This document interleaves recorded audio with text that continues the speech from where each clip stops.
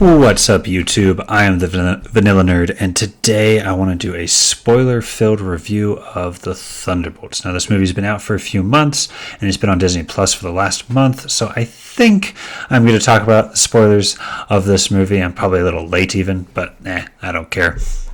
I love this movie, and I want to talk about it. So, spoiler warning, if you haven't seen this movie, get out now. You should absolutely go watch it. It is so worth the watch. Definitely go do that. Anywho, with that out of the way, let's talk about the movie. So, The Thunderbolts was a great movie. It's probably not jumping to the top of anyone's MCU list of perfect movies, but it is a return to form for Marvel. If this movie was released during phases 1 through 3, I wouldn't even bat an eye. It was that quality of a movie, which is just great. And it's finally did something that I've been begging Marvel to do for forever, which is bring together characters from the various different shows and movies that they've made together, you know? Because like phase 4 and 5 introduced something in the neighborhood of like 2 or 3 dozen new characters, but virtually none of them have an interaction with each other outside of like Wong and maybe Captain Marvel? I don't know. Anywho. And I know The Marvels exists, and that's a movie where they brought together characters from different TV shows and stuff. But still, that one was a bad movie. I haven't watched it yet, but I don't really care. I will one day do a video comparing The Marvels to the Thunderbolts and why I liked one more than the other, but that's for another day. Today is just focusing on the Thunderbolts, and I love that they brought together these characters in a fun and satisfying way. Jumping right into the characters, Yelena is a fantastic lead. She's by far the best replacement for the 3 Avengers that we lost in Endgame. She is a very satisfying new take on Black Widow, and I think one of the best things about her is that she's a flawed hero. In this movie, we see 2 notable big mistakes that she makes. One, she suggests this using an explosion as a diversionary tactic to get outside of the little secret base in the middle of the desert, and that tactic fails. And John Walker even says, this has too many variables, this isn't going to work. And it doesn't. And I'm just so glad that like one of her plans failed. On top of that, she has this talk with Bob where she tells Bob, you can't trust me, and to bury your sadness and stuff. And both of those come back to bite her at the end of the movie. So she's not a perfect hero, and that just makes her so much more relatable and so much more likable. On top of all that, she's the most charismatic of any of the Thunderbolts. She convinces everyone to do a team up. She's able to connect with each member of the Thunderbolts, and she's just overall a great lead for this movie. And I just love that. I can't wait to see more of Yelena. Her character was so interesting and so well done in this film. I'm absolutely looking forward to more of her. Next, we have John Walker, who was so much more enjoyable in this movie than he was in Falcon and Winter Soldier. Now, don't get me wrong, the character John Walker fulfilled his role in Falcon and Winter Soldier excellently. He was a Captain America that we hated, that we loved to hate, that just got under our nerves so well, and I love that. But it also made him very frustrating, and I wasn't rooting for him. But in this movie, as U.S. Agent, I loved him so much. I sympathized with his struggles. I was sad that, his family left him. I was sad that he wants to be a hero so badly, but he's just going about it the wrong way. It worked so well. And the fact that they were able to stay true to his character, despite making him more likable, it just speaks to the testament of how good this movie is. Because it's not like they radically changed him. He still has anger management issues. He still puts on a face, but he still wants to be a hero. And that's something that was always prevalent in the version of the character that we got in Falcon and the Winter Soldier, and I loved that. Also, on top of everything else, he was a great person to play jokes off of. He wasn't exactly the straight man, but he definitely took himself more seriously than anyone else, and everyone else poking fun of him for that, just comedy gold right there. And lastly, as a side note, I'm really surprised that in none of the one-liner explanations that were thrown out in this movie, of which there were many, no one ever asked about his shield, and he never explained where he got it and stuff. And the argument could be made that it's just a steel shield that he's able to wield really well, or steel or titanium, since he's super strong, he's able to just wield it really well. But it did bounce off of things a lot like vibranium, and I think they use some of the same sound effects that they do for Captain America's shield. So I would have preferred an explanation, something like they melted down some of the Kimoyo beads that they got from Black Panther 2 to make the shield, or they combined it with adamantium or something. I don't know, but there was no explanation. It was just a shield. He had it. Move on. It's fine. It's not the end of the world. It is just a ticky-tack thing. But it's something I want to bring up because I am a fan of the character and I'm curious about that. Next, we have Bucky, and my favorite thing about the Winter Soldier in this movie is that he was still a hero. I was so worried that when I heard that he was going to be joining this team, that they were going to blackmail him or do something, maybe make the brainwashing come back again to make him a villain once more. And I was so terrified of that. But instead, he remained a hero through and through throughout this entire film. In fact, he's the most heroic of any of the Thunderbolts, and I just love that and stuff. That made me so happy, and it made me glad that they kept the character's growth and keep him growing, which is just great. On top of that, he had a really cool entrance scene as a superhero when he took down the Jeeps. Of course, that wasn't his entrance in the movie, but I digress. The point was, I just thought it was so cool when he took down all 3 Jeeps with ease. That final move to slam his fist into the ground was just one of the most heroic superhero things I've ever seen, which I just love. Very comic booky, very great. On top of all that, his relationship with John Walker is great. I like how it's grown. In Falcon the Winter Soldier, he just kind of hated John Walker as the new Captain America. But now that it's been a few years, I like how he's grown to appreciate John Walker, and he sympathizes with him despite everything that's happened. And that's just great. And again, it's very heroic of Bucky. He is a true hero. But despite all of that heroism, he is still struggling with the sins of his past, with having been the Winter Soldier. And I like how he's able to use that to connect with this team of heroes and stuff. On top of that, to give the writers a lot of credit, you could say that it's even growing off of what he learned in Falcon and the Winter Soldier, where Sam Wilson encouraged him to take responsibility for his actions and to go talk to that nice Japanese man and say, hey, I killed your son. He started to make that effort to connect with these people and to take responsibility and stuff, to not run from his problems is really what I'm getting at. And that's exactly what he encourages the Thunderbolts to do, which I just absolutely love for Bucky. So Bucky was a hero and in this movie and did fantastic as that role. Next, we have Red Guardian, and I love that Alexei wants to be a superhero. His enthusiasm is just so great and helps this movie work so well, because in this movie, you have characters that don't want to be superheroes, but for natural reasons. I feel like it makes sense. In recent superhero movies and TV shows, it's been kind of seen as cool or unique that your main character doesn't want to be a superhero. And I don't like that. And I like that Alexei kind of goes against that tide and stuff. Plus, everyone in the Thunderbolts does want to save people. They do want to be better than where they are right now. And I like that. So it does work more than just them. But Red Guardian especially has that enthusiasm, and it provides for some very comedic moments and some very entertaining moments. Top of all that, my favorite thing about Red Guardian is that he was a very silly and maybe a little too silly in his first debut movie, The Black Widow. But in this movie, I feel like they got the balance right. He had his moments of silliness, but he also had some very serious moments that worked really well and weren't undercut by goofy quips and stuff. Yes, there was a lot of quippy humor in this film. I don't care. I like quippy humor. That's what I liked about Marvel in the first place. And so I'm glad we got to see more of that with the MCU. With this movie, The Thunderbolts. Fantastic. Side note on Alexei, I did really appreciate the attention to detail that his costume is actually a red undershirt with pieces of his old costume sewed to it. That, the fact that he doesn't fit into his old costume is still canon, and that his new costume is actually just, he pieced together some pieces from his old costume. That was a nice little touch. Next, we have Ghost, and she was the only main character on the Thunderbolts team that wasn't fully developed, which is unfortunate. I like her character, and I would have liked to have seen more development for Ava. But all that being said, behind the scenes, I did find out that they had developed her a little bit more, and that they did have some ideas for her, but they just didn't have time to show it. If you're curious, basically, because she grew up in a lab and didn't really have a family ever, she has always been seeking family. And so she finds that family in the Thunderbolts, like the rest of them do. And hence, she desires to be a Thunderbolt because of that. And I really like that idea for her. Hopefully, we can get more of that development in maybe a Thunderbolts 2. Cross my fingers. We'll see. Next, we come to Bob, and man, how I love Bob. He is so funny.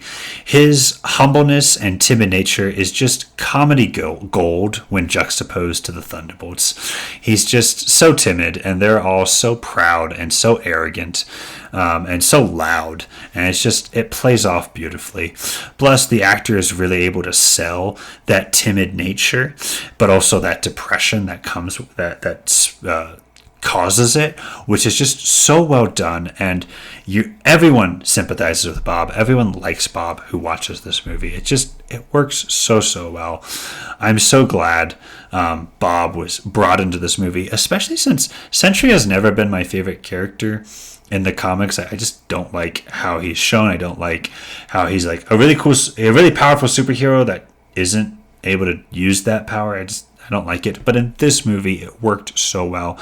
We got to see the really powerful superhero aspect, but also the Void. And I just like how that all worked together. It worked well for this movie. So I love Bob. He was a very entertaining character. And how he interacted with the rest of the team was very funny and very appropriate. Lastly, we have our villain, Val, and her assistant, Mel. Val was honestly less competent than I would have liked. Instead of being 2 steps ahead of everyone, she's kind of 1 step behind, planning a step ahead, but her plans rarely work. Right away in her first scene, she's standing before the committee, she's mouthing off to them, and then the next scene it cuts away and she's like, oh my goodness, we're screwed. And it's funny, it works, but I do wish she was a bit more competent. I don't really care. She's never been my favorite character in the comics and stuff, so it doesn't matter to me or anything, but it is kind of slightly sad. But it did work for this movie, and it was very comedic, and it was funny. And so, I'm not mad at it. It's just, slight nitpick, you could say. Plus, her assistant Mel was great. I loved Mel's place in the story. I like how she was a good person who got stuck in a bad situation, and how she's trying to do the best she can with what she's got. It just works so well. Plus, I've heard that Mel has also got superpowers down the line, so hopefully they can develop that in the future. We'll see. I don't know. I'm not very familiar with the comic book character she's supposed to be eventually. Obviously, she shows no superpowers or superhero inclinations in this movie. So, those are all the characters of this movie. Let's move on to the plot. And man, did I enjoy the plot of this movie. It was fast-paced, which I enjoyed. It brought in some action right when things got a little bit boring.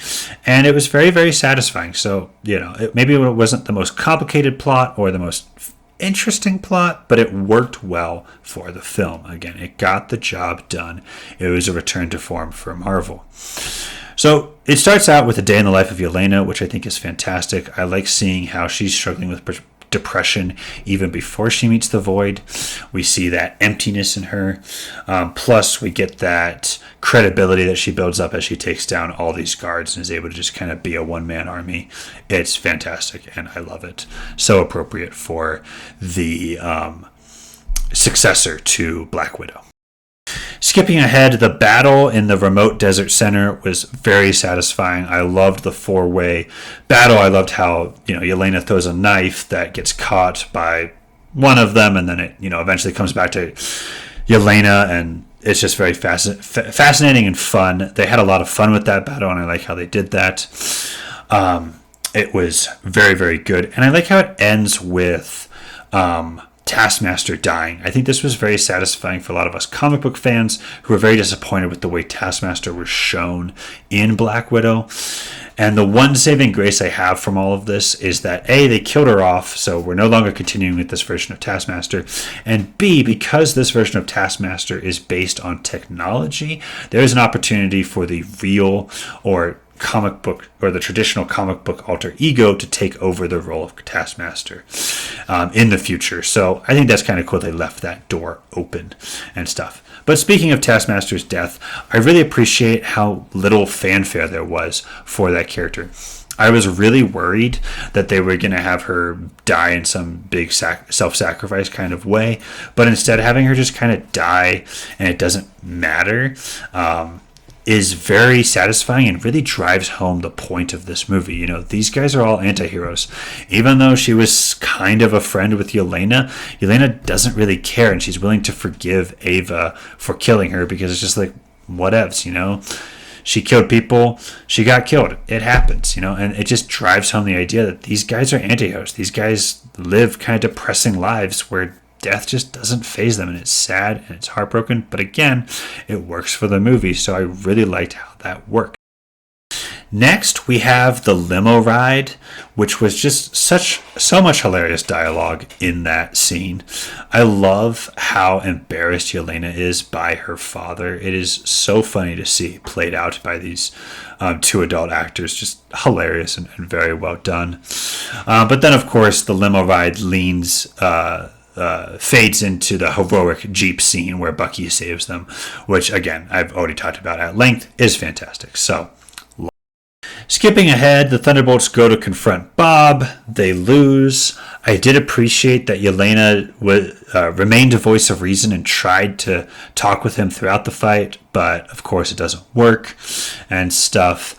I really loved the scene where the main 4 Thunderbolts are against the ground, and we back up to see Bucky standing alone against Sentry.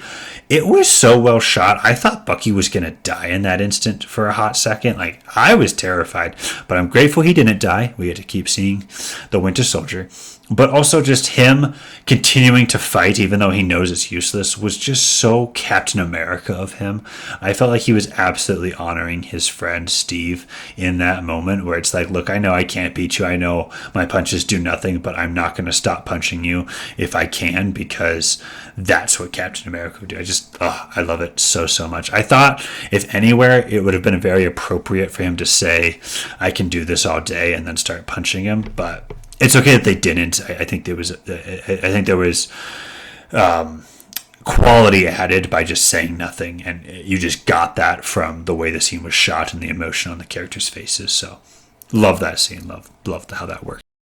And finally, the big end battle where they're all in their individual shame boxes and they come together to save Bob was great.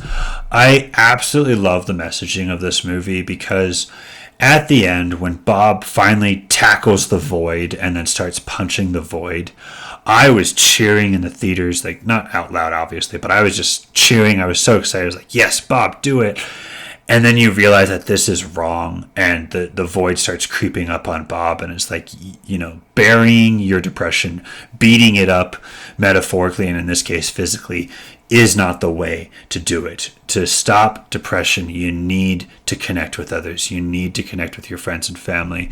And so to have this big group hug that actually saves Bob is just so wonderful. And it could have been handled very cheesily, but the way they did it just worked so well. And I was just so happy for all of our characters when they have this big group hug and they save Bob. So satisfying, so fun. So, looking forward towards the future, I really enjoyed the end credit scene of this movie, but also I just enjoyed that this movie got me excited about Marvel again. You know, it was so good. I'm looking forward to the next thing. And anecdotally, I even brought a few friends with me who'd been tuned out from the MCU for a while, and when they watched this movie, they had a blast, and they started asking me questions about, hey, where's the MCU going? What's next? And that is just so gratifying to me, because none of the other Marvel movies had done that. But this Marvel movie got people talking, got people excited and stuff. And speaking of that end credit scene, the little tease for Fantastic Four was great. And I actually trust Marvel to follow through on this. We're going to see the Thunderbolts interact with the Fantastic Four. That's going to happen now, and I'm so excited for that. Plus, the tension it set up between the new Avengers and the Avengers that Sam Wilson, Captain America, is forming is very exciting to me, and I'm really interested to see how does that work? How do the two teams coexist? What does that battle look like? I think Marvel is very smart. They know that the Thunderbolts are the B-Vengers, the Avengers with a Z, if you will. But they gave them a lot of strength by A, giving them Bob, but B, they're in the old Avengers building. They can call it the new Avengers building for all I care and stuff. And that gives them a lot of credit and stuff. So it's very, very exciting. And I just love that this movie got people excited for Marvel again. Just makes me so happy. So in conclusion, this was a great movie. It brought together characters from a couple of different separate movies and TV shows, and they all interacted in very satisfying and comedic ways that stayed true to their character, very satisfyingly for the fans of those characters from those previous movies. On top of that, this movie had a fun plot that got people excited for the next Marvel movie. It had a very exciting and entertaining end credit scene that I believe will be followed through on, unlike so many other forgotten threads of Marvel's Phase 4 and Phase 5. I am so happy with the Thunderbolts. So glad it was such a good movie. It's unfortunate that it underperformed at the box office, but I do believe in future years it will gain a cult following and people are going to talk about it as the start of the Marvel Renaissance, or at least the small Renaissance, because I don't know if after Doomsday and Secret Wars, Marvel will continue to be good. But I do believe that the next couple of movies, this, Fantastic Four, Doomsday, Secret Wars, are going to be good quality movies, a return to form for Marvel. That's all I've got for you. Love this movie. Go watch Thunderbolts. It's great.